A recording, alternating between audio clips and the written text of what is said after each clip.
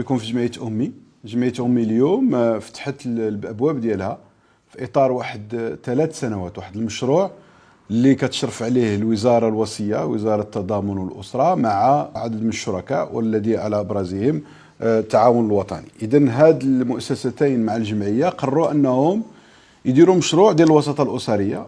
اليوم معدل الطلاق واحد نسبة كبيرة في المحاكم. كتعرفوا ايضا بانه الهدر المدرسي، بمعنى انه كاين واحد مجموعه ديال التلاميذ اللي ما كيكملوش الدراسه ديالهم الا في ابتدائي او اقل، نظرا للمشاكل اللي كيعانيوها في الاسر ديالهم.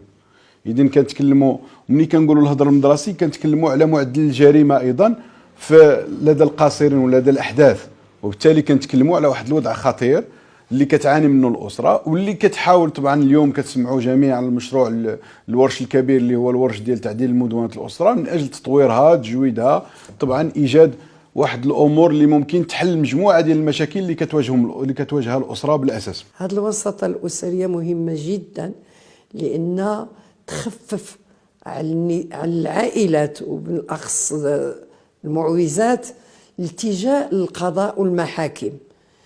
إذن يلتجئوا لنا، خصصنا لهم وسيط اللي يهتم بهذه القضايا، وفي نفس الوقت محامي ممتاز لأنه يساعدهم بالنسبة للدعم النفسي وكذلك حتى في القضاء. اليوم في جمعية أمي في بركان اشتغلت في هذا البرنامج ديال الوساطة، وهل المدة الزمنية ديالو 3 سنوات.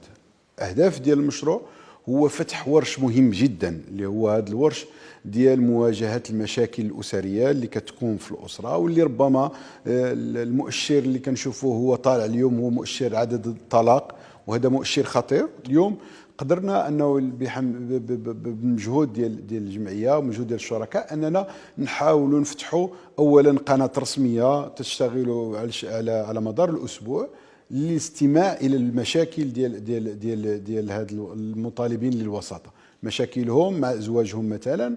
اتصلنا بمجموعه ديال الازواج سواء داخل الوطن او حتى خارج الوطن، وحاولنا نفهموا المشكل، حاولنا نديروا واحد الحلول، وفعلا نجحنا نسبيا. اولا على الاقل فتح قناه ديال التواصل بين هاد الاسر.